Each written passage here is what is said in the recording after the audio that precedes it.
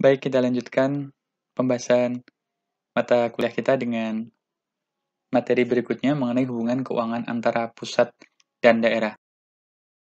Di sini teman-teman, kita bisa melihat bahwa HKPD ini atau hubungan keuangan pusat dan daerah ini sebenarnya telah diatur, telah disebutkan dalam beberapa undang-undang.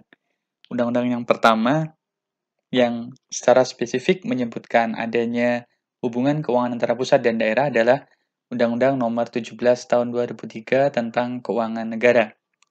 Kita lihat di pasal 1, di ayat 1, pasal 22, mohon maaf ya, pasal 22 Undang-Undang Nomor 17 disebutkan bahwa pemerintah pusat mengalokasikan dana perimbangan kepada pemerintah daerah berdasarkan Undang-Undang PKPD.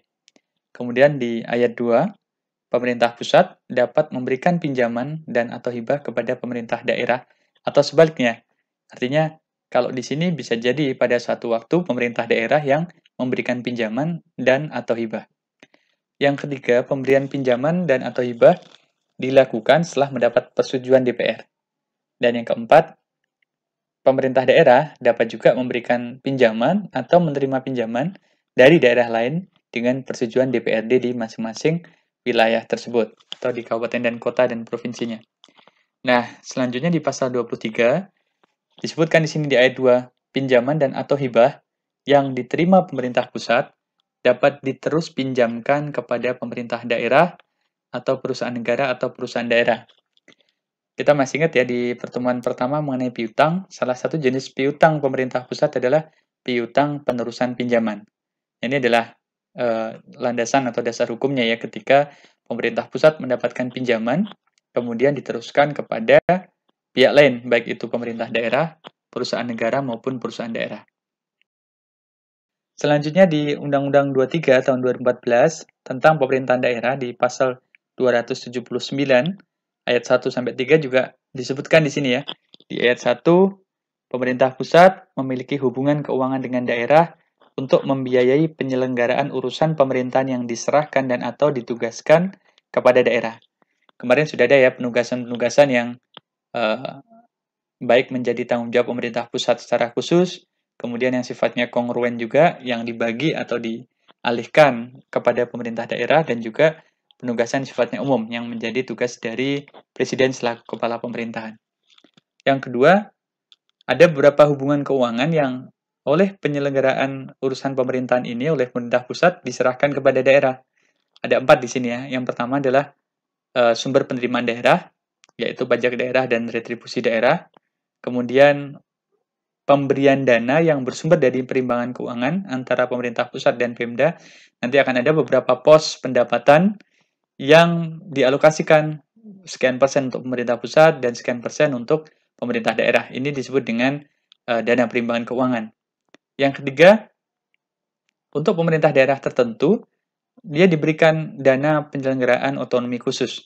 Sampai saat ini, kalau tidak salah, sampai tahun 2021, Provinsi Papua ya, dan tentu saja Papua Barat masih mendapatkan dana otonomi khusus. Kemudian yang keempat, ada pemberian pinjaman dan atau hibah, dana darurat, maupun dana sifatnya insentif atau berhubungan dengan kebijakan fiskal. Nah, hubungan keuangan yang telah disebutkan tersebut di ayat 1 akan disertai dengan pendanaan sesuai dengan urusan pemerintahan yang ditugaskan sebagai pelaksanaan dari tugas pembantuan. Di tugas pembantuan yang sebelumnya juga sudah saya sampaikan ya, ada beberapa pelaksanaan urusan pemerintah pusat ditugaskan kepada daerah sebagai wakil dari pemerintah pusat. Selanjutnya di undang-undang yang sama, di pasal 282, disebutkan juga di sini, penyelenggaraan urusan pemerintahan yang menjadi kewenangan daerah didanai dari dan atas beban APBD. Sedangkan penyelenggaraan urusan yang menjadi kewenangan pemerintah pusat di daerah didanai dari dan atas beban APBN. Administrasi pendanaan penyelenggaraan urusan sebagaimana dimaksud ayat tersebut dilakukan secara terpisah. Artinya ayat 1 ini full sepenuhnya oleh APBD, terutama urusan-urusan yang kemarin sebelumnya sudah kita diskusikan juga ya, yaitu urusan-urusan yang menjadi tanggung jawab penuh pemerintah daerah sebagai bagian dari otonomi didanai sepenuhnya dari APBD. Sementara yang ayat 2 ini secara administrasi keuangan dilaksanakan oleh pemerintah pusat maupun oleh pemerintah pusat melalui satker-satker yang ada di daerah. Yang ketiga adalah Undang-Undang Nomor 33 Tahun 2004 tentang perimbangan keuangan pusat dan daerah. Jadi, di pasal 2 Undang-Undang ini, ayat 1 disebutkan bahwa perimbangan keuangan pemerintah pusat dan daerah ini merupakan subsistem keuangan negara sebagai konsekuensi tugas, pembagian tugas antara pemerintah pusat dan daerah. Jadi, ketika pemerintah sudah memutuskan adanya otonomi daerah, otomatis akan ada konsekuensi. Tugasnya dialihkan sebagian atau didelegasikan dari pusat ke daerah, dan selanjutnya juga ada pendelegasian kewenangan secara keuangan. Karena dalam menyelenggarakan penugasan tersebut tentu pemerintah daerah membutuhkan dukungan dana dari pemerintah pusat. Yang ayat kedua, pemberian sumber keuangan negara dalam rangka pelaksanaan desentralisasi didasarkan atas penyerahan tugas oleh pemerintah pusat kepada pemerintah daerah dengan memperhatikan stabilitas dan keseimbangan fiskal. Artinya teman-teman nanti dalam pelaksanaan tugas ini akan ada hitungan-hitungan formulasi-formulasi yang secara spesifik telah diatur ya oleh pemerintah bagaimana memperhatikan terutama dua hal ini ya, stabilitas sekaligus keseimbangan fiskal. Nah, yang ketiga, perimbangan keuangan pemerintah pusat dan daerah ini merupakan sebuah sistem yang menyeluruh, ini yang sistem yang komprehensif ya, dalam rangka pendanaan penyelenggaraan atas 3 asas yang di slide sebelumnya sudah dijelaskan, terdiri dari desentralisasi, dekonsentrasi, dan tugas pembantuan. Masih di undang-undang yang sama di pasal 3 disebutkan di sini 4 ayat. Ayat yang pertama PAD atau pendapatan asli daerah bertujuan memberikan kewenangan kepada pemerintah daerah untuk mendanai pelaksanaan otonomi daerah sesuai dengan potensi daerah sebagai perwujudan desentralisasi. Artinya bagaimana? Untuk PAD ini, pendapatan asli daerah ini tidak ada campur tangan sedikit pun dari pemerintah pusat. Tidak ada kewenangan pemerintah pusat untuk baik mengatur maupun mengelola, sehingga PAD boleh kita simpulkan benar-benar dikelola secara penuh oleh pemerintah daerah. Yang kedua adalah dana perimbangan, bertujuan mengurangi kesenjangan fiskal antara pemerintah dan pemerintah daerah, serta antar pemerintah daerah. Nanti ketika kita mempelajari sub dana perimbangan, kita akan melihat ada perhitungan yang diupayakan atau dalam rencana pemerintah pusat, sedapat mungkin ini bisa mengurangi kesenjangan. Kesenjangan yang pertama antara pusat dan daerah. Misalnya penerimaan pajak, PPh, PPN, itu penerimaannya terpusat sehingga ada perlu didistribusikan sebagian ke daerah dengan melalui skema dana perimbangan. Dan kemudian antara pemerintah daerah satu dengan yang lain, mungkin ada gap juga. Ada beberapa daerah yang secara sumber daya alam kaya, beberapa daerah lain mungkin tidak seberuntung provinsi atau kabupaten kota yang lain, sehingga sumber daya alamnya tidak begitu besar. Nah, menghadapi hal ini, pemerintah pusat juga akan membuat satu formulasi untuk mungkin tidak bisa sama atau tidak bisa rata 100%, tapi kesenjangannya akan berkurang. Yang ketiga, pinjaman daerah bertujuan memperoleh sumber pembiayaan dalam rangka penyelenggaraan urusan pemerintah daerah. Seperti hanya pemerintah pusat, kadangkala PAD-nya kurang atau dana perimbangan kurang, dan dengan ketentuan ini dimungkinkan bagi masing-masing Pemda untuk mencari pinjaman daerahnya sendiri. Dan yang keempat, lain-lain pendapatan bertujuan memberikan peluang kepada daerah untuk memperoleh pendapatan selain PAD, dana perimbangan, dan pinjaman daerah. Misalnya, pemerintah daerah mendapatkan hibah, maka ini juga boleh bisa masuk ke dalam kelompok lain-lain pendapatan. Ini snapshot APBN dari tahun 2015 sampai dengan 2020. Ini berarti di 2020 masih belum realisasi ya, masih rencana per tahun kemarin, dan kemungkinan dengan adanya pandemi, angka yang di sini akan berubah secara drastis ya. Kalau tidak salah kemarin nilai transfer dana desa dimungkinkan akan meningkat. terutama untuk membantu pemerintah daerah mengatasi pandemi COVID-19. Kita lihat teman-teman di sini fokus saja kepada dana transfer ke daerah dan dana desa. Kalau dana transfer ke daerah dan dana desa ini secara tren cenderung meningkat terus ya. Di periode 5 tahun terakhir, 2015 sampai 2019, ini trennya naik terus. Untuk transfer ke daerah landai ya, tidak terlalu banyak nih naiknya 15 ke 16, katakan sekitar 10%, 16 ke 17 mungkin 5% atau bahkan kurang ya. Begitu juga 17 ke 18 dan baru 18 ke 19 naiknya agak signifikan lagi ya. Mungkin sekitar 8% atau hampir 10% ya. Nah, kemudian di sini di dana desa ini yang meningkatnya cukup drastis ya, cukup signifikan terutama di periode awal-awal dana desa ini digulirkan ya. Kita lihat di 2015 dana desa 20,7 triliun, kemudian naik 100% menjadi 46 ya, lebih dari 100% bahkan. Kemudian di sini naik lagi sekitar 50%, stagnan di 2018 dan di 2019 naik sekitar 20%. Di 2020 naik juga tapi tidak begitu besar. Kita bisa menyimpulkan dari sini bahwa perhatian melalui pemberian transfer daerah dan dana desa ini semakin tahun intinya semakin meningkat ya. Jadi diharapkan tadi kesenjangannya antar daerah semakin turun sehingga pembangunan bisa lebih merata dan kesejahteraan masyarakat juga akan rata di satu daerah dengan daerah yang lain. Secara lengkap ini adalah mapping atau struktur jenis transfer ke daerah dan dana desa. Di atas ada transfer ke daerah yang jenisnya cukup beragam, di bawah ada dana desa yang relatif homogen ya. Modelnya itu tidak sekompleks transfer ke daerah. Transfer ke daerah ini kelompoknya dibagi 3 kelompok utama. Pertama adalah dana perimbangan, kedua adalah dana insentif daerah, dan ketiga adalah dana otsus dan dana keistimewaan Provinsi DIY. Ini di sini kita lihat ya, kalau untuk dana perimbangan ada 2, dana transfer umum dan dana transfer khusus.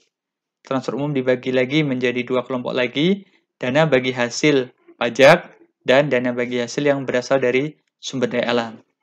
Kemudian ada DAU yang familiar juga kita sebut dengan dana alokasi umum.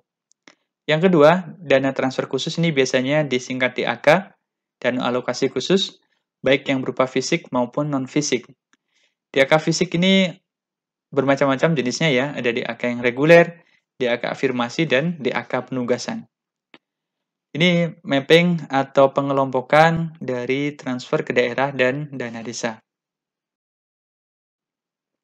Kita masuk secara lebih mendalam ke subbab berikutnya mengenai transfer ke daerah dan dana desa atau kita singkat menjadi TKDD.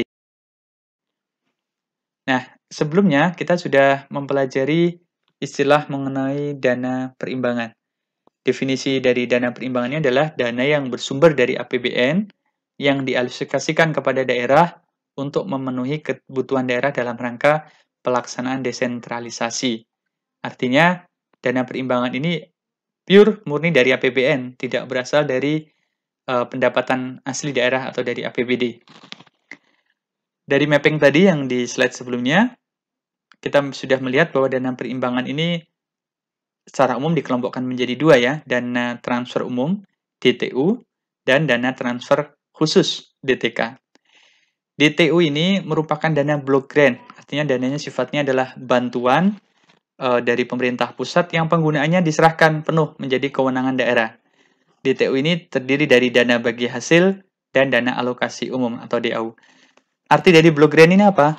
Pemerintah daerah bebas untuk mengelola dana tersebut sesuai dengan kebutuhannya. Jadi tidak ada prasyarat-prasyarat tertentu, tidak ada aturan-aturan spesifik untuk apa saja dana ini harus digunakan. Berbeda dengan DTU, kalau DTK ini alokasinya diarahkan untuk mendanai kegiatan tertentu yang menjadi kewenangan daerah. Artinya, pemerintah pusat ketika memberikan DTK sudah ada arahan atau sudah ada prioritas baik sifatnya daerah maupun nasional, dan kemudian ada juga kriteria-kriteria tertentu, kegiatan atau program yang bisa didanai dari dana DTK. DTK ini terdiri dari dua, yaitu DAK fisik dan DAK non-fisik. Kita juga bisa melihat di sini ada kebijakan-kebijakan dana perimbangan ya. Sebelumnya yang secara umum sudah kita pelajari juga bahwa dana perimbangan ini tujuan utamanya adalah mengurangi kesenjangan pemerintah pusat dengan pemerintah daerah sesama pemerintah daerah, dan juga kalau kita lihat di sini ditambahkan satu lagi adalah mengurangi kesenjangan pelayanan publik antar daerah. Yang pertama, ketimpangan pusat dengan daerah ini disebut dengan vertical imbalance. Kemudian ketimpangan antar daerah, antar satu provinsi dengan provinsi yang lain, antar kabupaten atau kota dengan kabupaten dan kota yang lain, ini disebut dengan horizontal imbalance. Dan yang ketiga tadi, mengurangi kesenjangan pelayanan publik antar daerah. Jangan sampai pelayanan publik di satu daerah berbeda jauh, baik secara kualitas, secara standar, secara mutu, antara satu daerah dengan daerah yang lain. Slide ini menjelaskan dan menggambarkan kepada kita, teman-teman, mengenai klasterisasi atau pengelompokan dana perimbangan. Ada 3 kelompok utama dana perimbangan. Yang pertama adalah dana bagi hasil atau DBH. Yang kedua adalah dana alokasi umum atau DAU. Dan yang ketiga adalah dana alokasi khusus atau DAK. DBH atau dana bagi hasil adalah dana yang bersumber dari pendapatan APBN yang dialokasikan kepada daerah berdasarkan angka presentase untuk mendanai kebutuhan daerah dalam pelaksanaan desentralisasi. Sedangkan kedua, dana alokasi umum atau DAU adalah dana yang bersumber dari pendapatan APBN yang dialokasikan dengan tujuan pemerataan kemampuan keuangan antar daerah. Dan tujuannya juga sama ya, untuk desentralisasi juga. Sementara DAK adalah dana APBN yang dialokasikan kepada daerah tertentu dengan tujuan untuk membantu mendanai kegiatan khusus yang merupakan urusan daerah dan sesuai dengan prioritas nasional. Di penekanannya kalau di DBH dan DAU ini hampir semua daerah bisa mendapatkan ya. Tapi kalau DAK ini ada kriteria daerah tertentu yang ada kegiatannya dan kegiatan itu merupakan prioritas nasional. Dana bagi hasil atau DBH ini terdiri dari 2 kelompok utama. Yang pertama adalah DBH pajak dan yang kedua adalah DBH sumber daya alam atau DBH SDA. Bagaimana penghitungan DBH ini oleh pemerintah pusat kepada pemerintah daerah? Jadi yang pertama dilakukan pemerintah pusat adalah merencanakan dulu atau memproyeksikan dulu besaran DBH yang akan diberikan kepada pemerintah daerah dalam tahun berjalan. Perencanaan ini akan ditetapkan di awal tahun, tetapi nanti penyaluran akhirnya atau perhitungan akhirnya akan didasarkan pada actual revenue atau pendapatan nyata, pendapatan real yang diperoleh pemerintah pada akhir tahun.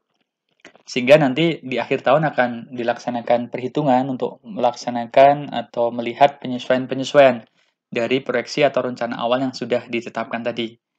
Jika ternyata yang disalurkan lebih banyak daripada actual revenue, maka pemerintah pusat akan memiliki piutang kepada pemerintah daerah. Kebalikannya, kalau misalnya pemerintah pusat kurang membayarkan kepada pemerintah daerah, bisa saja nanti ditambahkan pada tahun berikutnya. Jadi pemerintah pusat yang memiliki hutang DBH kepada pemerintah daerah.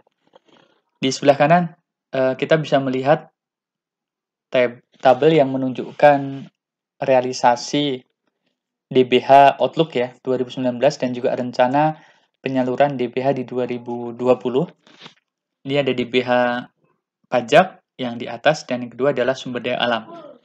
Pajak terdiri dari 3, pajak penghasilan, PBB, dan cukai hasil tembakau. Jadi 3 kelompok inilah yang ada perhitungannya, yang ada pembagian antara pemerintah pusat dengan pemerintah daerah.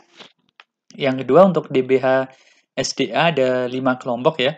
DBH migas, pertambangan mineral dan batu bara, kehutanan, perikanan, dan panas bumi. Nah, ini adalah total untuk keseluruhan daerah ya, teman-teman. Tidak hanya 1-2 provinsi, tapi ini menunjukkan proyeksi skala nasional dalam triliunan rupiah. Kalau kita lihat, katakan di tahun 2019, jumlah yang direncanakan adalah 51,5 ditambah dengan 46,6, jadi 98,1. 98,1 inilah yang di awal tahun akan direncanakan pemerintah untuk disalurkan kepada daerah.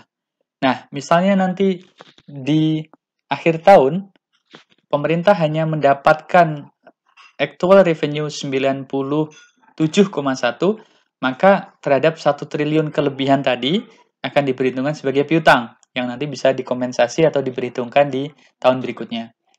Demikian juga, ketika dari rencana pemerintah ini tadi menyalurkan 98,1, kenyataannya pemerintah mendapatkan angka 99,1 atau lebih tinggi 1 triliun, maka 1 triliun ini merupakan hak dari pemerintah daerah yang nanti juga akan bisa diperhitungkan pada tahun anggaran berikutnya.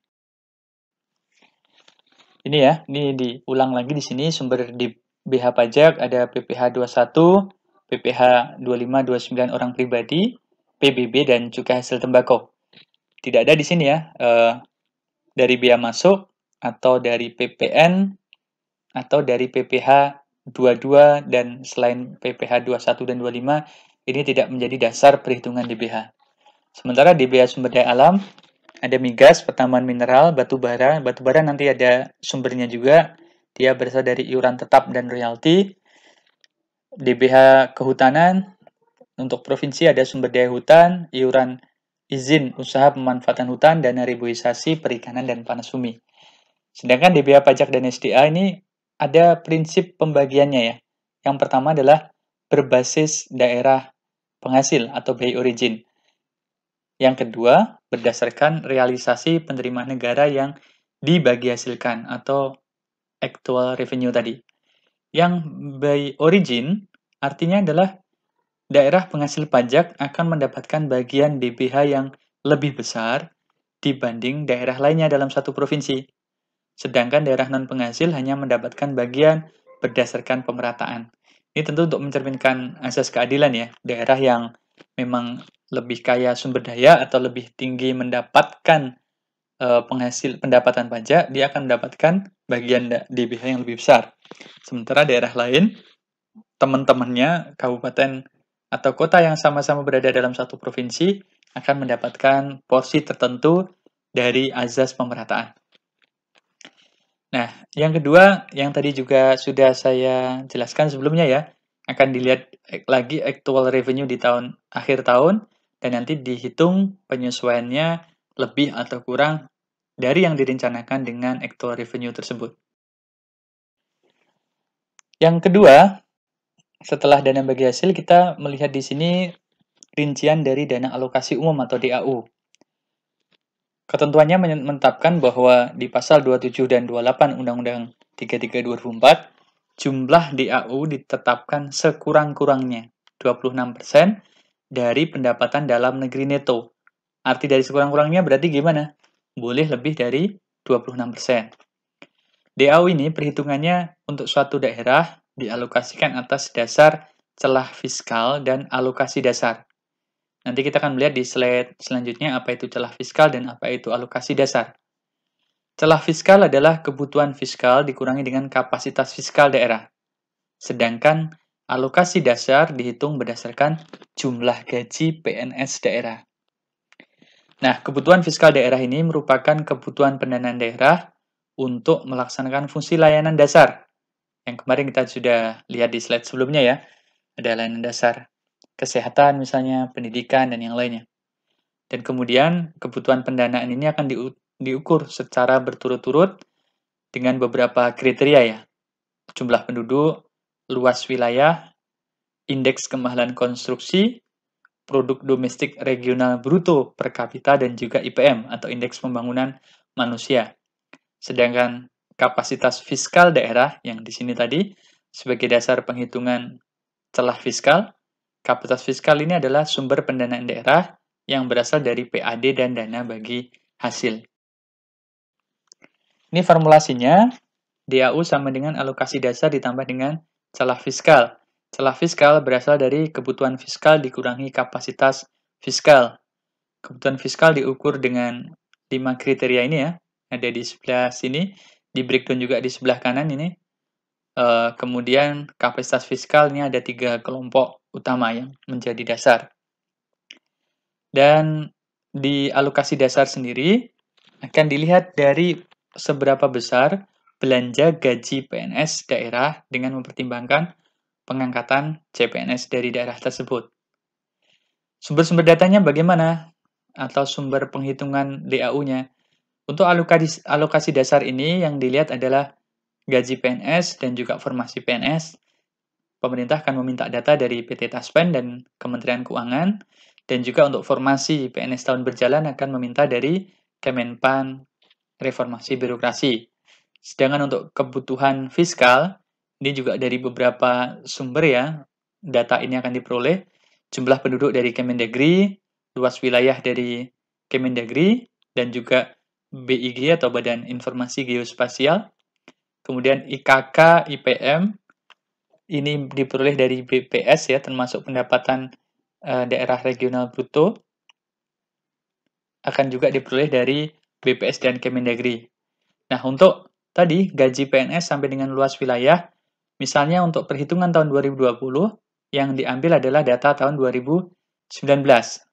Tapi untuk IPM, PDRB, dan juga TBR, ini yang diambil adalah tahun 2018. Jadi, tahun T-2 dari perhitungan tahun 2020. Untuk kapasitas fiskal sendiri yang ada di sini ya, sebagai pengurang kebutuhan fiskal, PAD akan diminta perhitungannya dari daerah yang bersangkutan dan juga Kemenkeu, sedangkan nilai DBH pajak dan DBH SDA akan dimintakan dari Kemenkeu. Untuk dana alokasi umum tahun 2020, ada ketentuan bahwa DAU ini terdiri dari DAU formula dan DAU tambahan. DAU tambahan ini diberikan untuk mengakomodasi kebijakan ya. Yang pertama pendanaan bagi kelurahan, yang kedua adalah pendanaan penyetaraan penghasilan tetap kepala desa dan perangkat desa, dan yang ketiga adalah pendanaan untuk kebutuhan penggajian pegawai pemerintah dengan perjanjian kerja atau P3K. Yang nomor 1 ini isu awalnya adalah adanya protes atau permintaan ya, request dari kelurahan-kelurahan yang tidak mendapatkan dana desa. Jadi kelurahan mempertanyakan kenapa struktur pemerintah yang sifatnya desa mendapatkan alokasi dana desa, sementara kelurahan tidak ada. Selanjutnya pemerintah memberikan solusi dengan mengakomodasi pemberian kebijakan pendanaan kelurahan. Sementara untuk yang ketiga ini, kalau sebelumnya kita mendengar istilah ASN atau PNS, kemudian ada tenaga kontrak, maka saya lupa ketentuannya ya, tahun berapa nanti akan saya carikan. Ada ketentuan tentang PNS yang sekarang disebut dengan aparatur sipil negara atau ASN, dan salah satu bentuk dari ASN adalah pegawai pemerintah dengan perjanjian kerja atau P3K. Jadi adalah aturan yang relatif baru ya, sekitar beberapa tahun terakhir ini. Nah, DAU ini berdasarkan formula, penyalurannya akan dilaksanakan setiap bulan. Jadi bukan gelondongan di awal atau di akhir tahun, akan disalurkan setiap bulan dengan alokasi masing-masing 1/12 dari alokasi yang sudah dihitung dari formula tadi. Sementara kalau DAU tambahan ini akan diberikan yang pertama, bantuan pendanaan kelurahan disalurkan 2 tahap. Tahap 1 paling cepat Februari dan paling lambat Juni, sedangkan tahap 2 paling cepat Maret, paling lambat September. Untuk DAU, pendanaan penyetaraan penghasilan tetap kepala desa dan perangkat desa disalurkan juga 2 tahap, paling cepat Maret dan tahap 2 paling cepat Juli. Dan ketiga, DAU bantuan pendanaan penggajian P3K disalurkan pada 4 tahap ya. Tahap 1, 2, dan seterusnya berturut-turut Maret, Juni, September, dan tahap terakhir adalah pada bulan Desember 2020. Yang ketiga adalah DAK atau dana alokasi khusus. Tadi juga sudah kita pelajari bahwa definisi DAK ini dialokasikan kepada daerah tertentu untuk mendanai kegiatan khusus yang merupakan urusan daerah. Kegiatan khusus ini sesuai dengan fungsi-fungsi yang telah ditetapkan dalam APBN. Dan selanjutnya, pemerintah menetapkan kriteria DAK. Ada kriteria yang sifatnya umum, yang kedua kriteria yang sifatnya khusus, dan ketiga adalah kriteria yang sifatnya teknis. Kriteria umum ini ditetapkan dengan mempertimbangkan kemampuan keuangan daerah dalam APBD. Kriteria khusus ini ditetapkan dengan memperhatikan peraturan perundang-undangan dan karakteristik daerah, dan untuk kriteria teknis ini akan ditetapkan oleh Kementerian Negara atau Departemen Teknis yang terkait. Terkait dengan apa? Terkait dengan fungsi atau program yang akan dijalankan melalui dana DAK. Ini DAK menjadi dua kelompok ya, ada DAK fisik dan DAK non-fisik. Sesuai dengan namanya, kalau DAK fisik ini penyalurannya digunakan untuk infrastruktur, sarana prasarana publik, dan penunjang kegiatan ekonomi lainnya yang menjadi kewenangan daerah. DAK fisik ini ada 3 kelompok, fisik reguler, fisik penugasan, fisik afirmasi. Ini reguler ini sifatnya umum, biasanya hampir sama di setiap daerah, tujuannya untuk penyediaan layanan target pemenuhan SPM, standar pelayanan minimal, serta ketersediaan sarana dan prasarana. Sedangkan untuk DAK fisik penugasan, ini biasanya ada penugasan-penugasan dari pemerintah untuk program, tujuan, lokasi, prioritas tertentu. Ini berdasarkan prioritas nasional 2020, tapi tentu saja akan memperhatikan kewenangan daerah. Nah, ketiga, DAK fisik afirmasi, kalau dari bahasa ini biasanya afirmasi ini untuk daerah 3T ya, terluar, tertinggal, terdepan. Untuk membantu percepatan pembangunan infrastruktur dan pelayanan dasar pada lokasi prioritas, daerah perbatasan, daerah kepulauan, daerah tertinggal, daerah transmigrasi, serta percepatan pembangunan di 2 provinsi, yaitu Papua dan Papua Barat. Kemudian yang DAK non-fisik ini, tujuannya berkebalikan ya dengan DAK fisik. Kalau fisik ini fokusnya adalah infrastruktur, kalau non-fisik fokusnya adalah non-infrastruktur.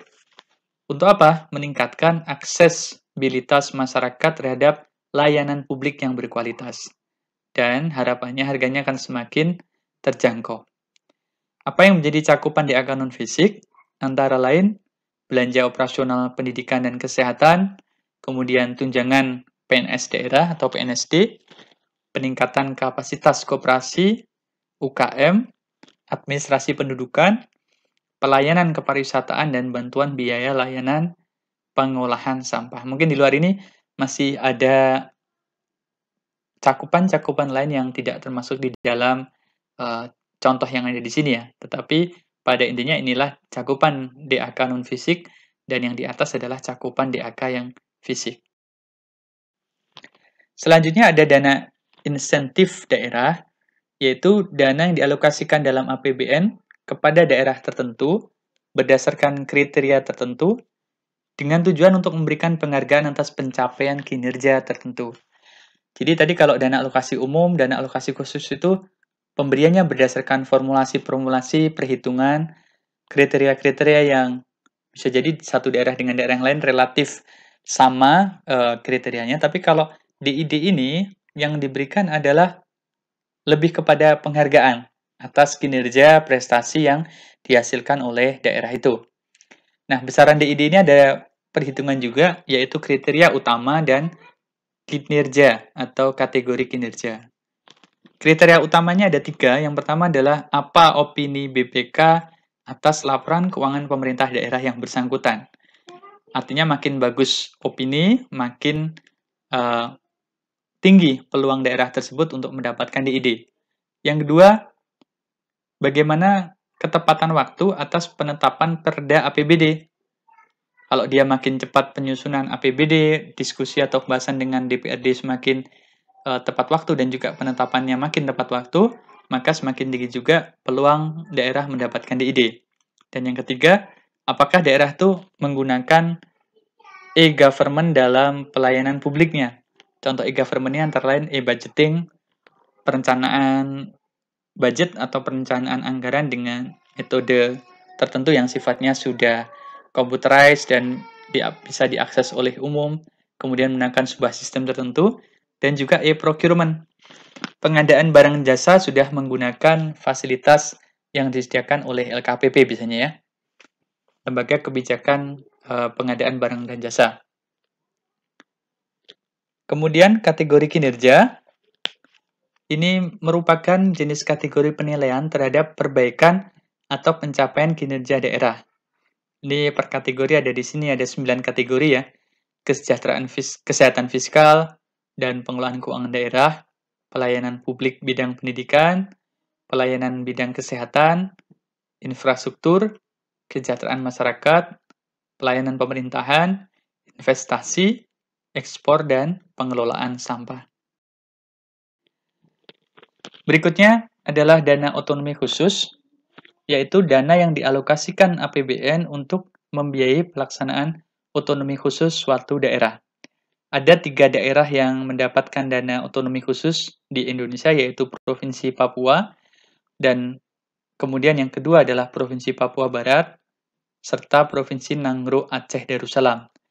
Ini adalah undang-undang yang melandasi ya, Perpu 1 2008 tentang perubahan Undang-Undang 21 2001, kemudian khusus yang pemerintah Aceh diatur dalam Undang-Undang Nomor 11 tahun 2006 tentang pemerintahan Aceh.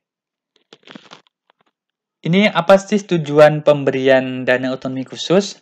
Untuk Otsus Papua dan Papua Barat, terutama ini alokasi di bidang pendidikan dan kesehatan. Jadi harapannya dengan otonomi khusus ini, tingkat pendidikan, tingkat kesehatan di kedua provinsi tersebut semakin meningkat.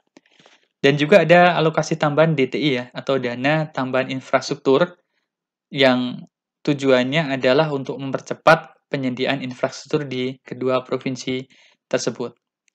Nah, selanjutnya di dana otonomi khusus Provinsi Aceh, ini diarahkan untuk mendanai pembangunan, infrastruktur, pemberdayaan ekonomi rakyat, pengentasan kemiskinan, pendanaan pendidikan, sosial, dan kesehatan. Selanjutnya, besarannya adalah 2% ya untuk Otsus Papua dan Papua Barat dari Pagu Nasional dan berlaku selama 20 tahun, dimulai dari tahun 2002 dan akan berakhir tahun depan, 2021, sedangkan Otsus Aceh ini akan berlaku 20 tahun juga, tapi mulainya lebih belakang, 2008 sehingga akan berakhir di 2027.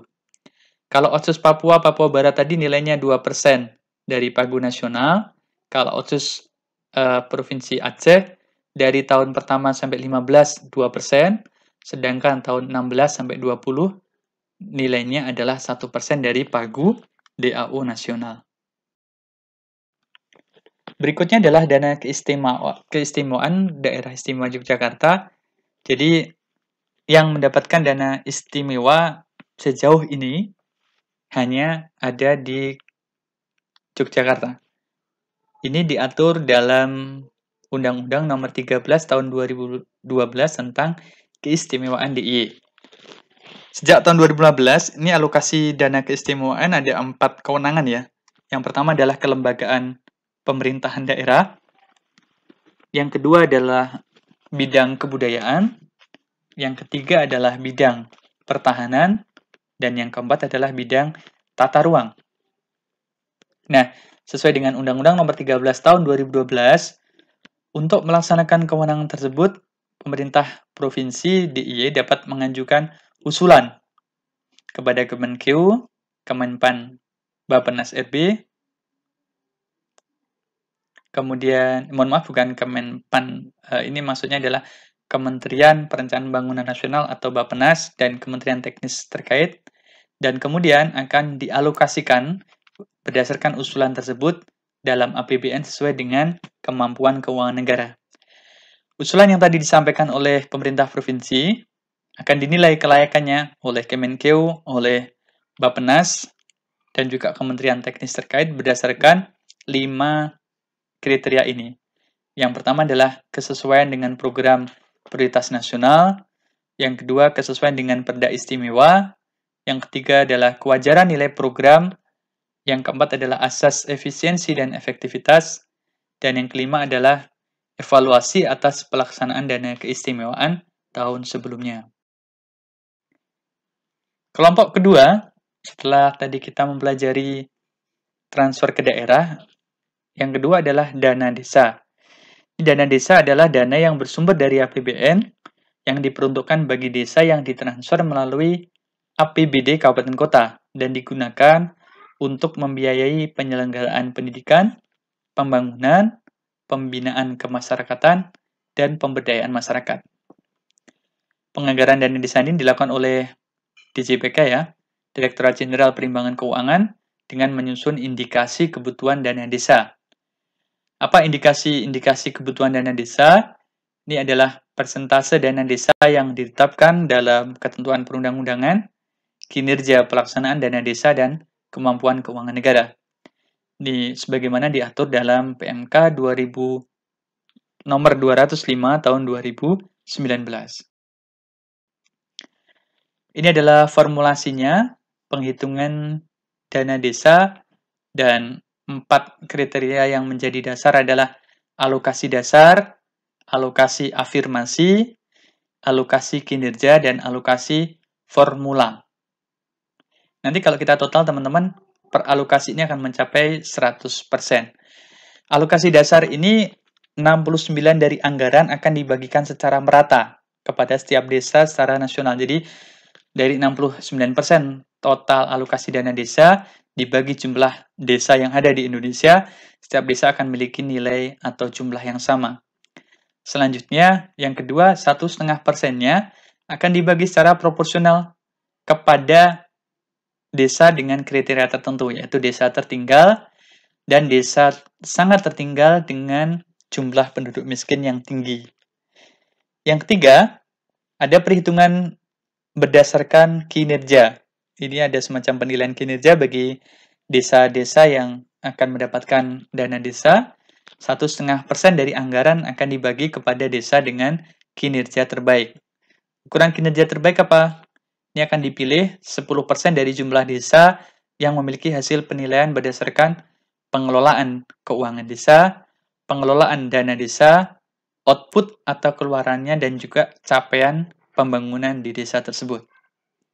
Dan terakhir yang keempat adalah alokasi formula. 28% dari alokasi dana desa tadi akan dibagi berdasarkan jumlah penduduk, angka kemiskinan, luas wilayah, serta tingkat kesulitan geografis. Dan ini cukup rigid ya, ada formulasinya masing-masing, jumlah penduduknya 10%, angka kemiskinannya bobotnya 50%, kemudian luas wilayah 15%, dan tingkat kesulitan geografis sebesar 25%.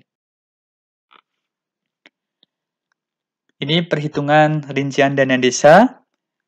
Dana desa berdasarkan rincian yang ada, setiap daerah di kabupaten kota, bupati dan wali kota selanjutnya akan melakukan penghitungan rincian dana desa setiap desa.